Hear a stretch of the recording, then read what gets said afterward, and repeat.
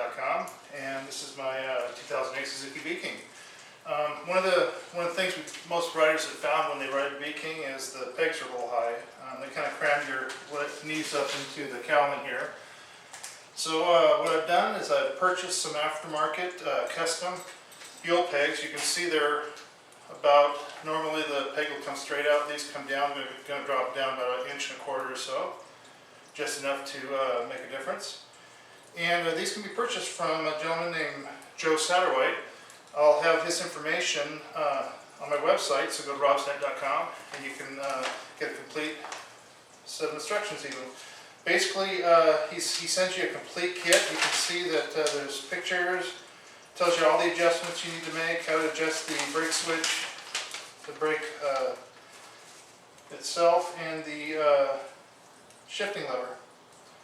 So pretty simple installation as far as the pegs go. You just pull out a key and or a C-clip and pull a pin and install the new ones. Put the pin back in and the C-clip, and the pegs are pretty much installed. The rest of the work will be in adjusting the linkage. So let's get started.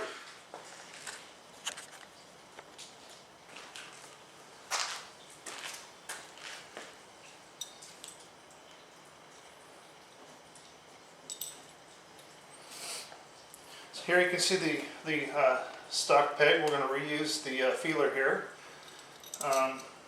The new peg will go in, and as you can see, it's going to drop it down quite a bit. So we'll go ahead and get to removing that C-clip and pull that pin and get that peg out of there.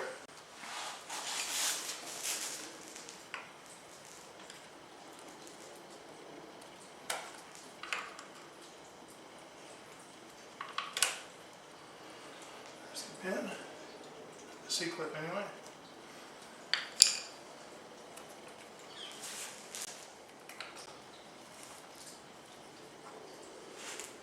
There's the stock mechanism removed.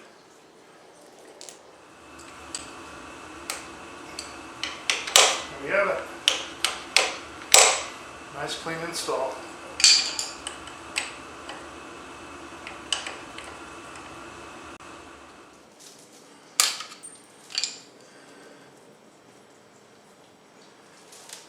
There's the C-clip.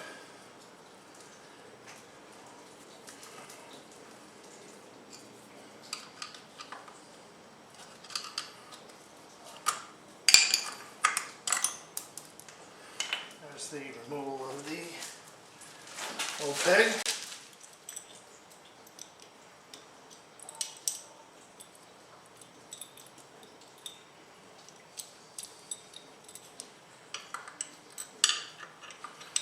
When you install these, you want to keep the one side of the spring against the peg itself.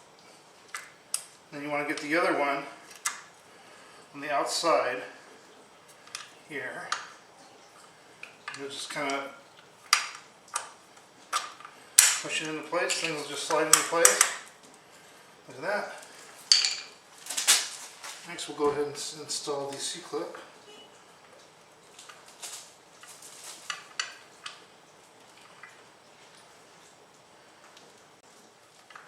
Okay. There we go. Let's see, we're probably going to have to adjust the shift linkage a little bit. So you adjust this basically by loosening this one up. There's another one back here.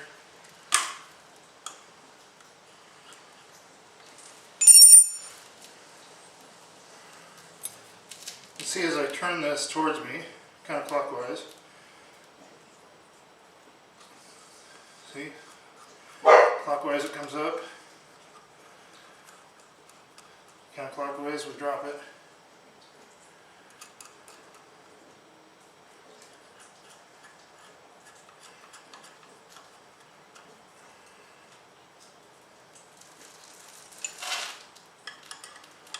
Give it a try right there.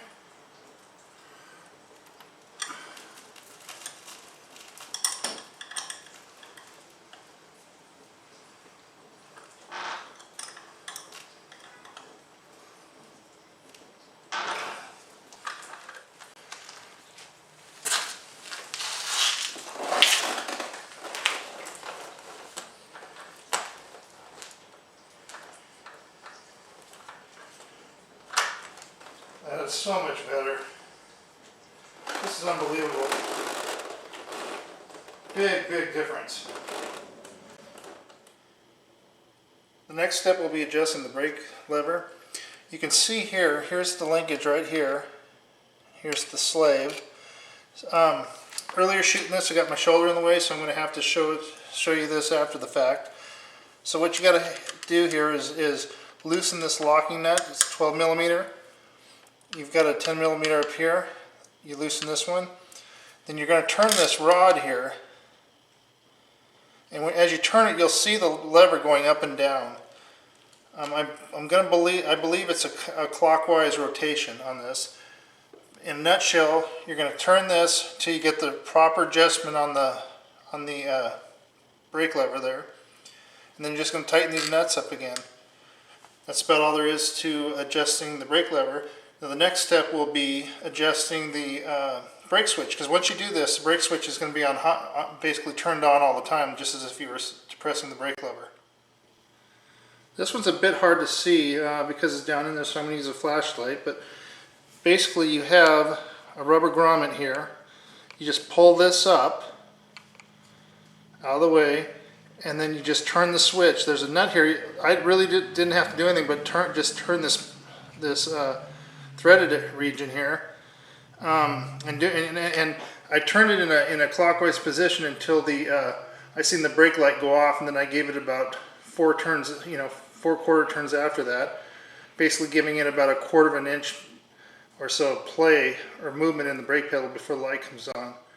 Once you've made the adjustment, you just pull this boot back down over the end of the switch so the water doesn't get inside, and you're good to go. That's the last of the adjustments.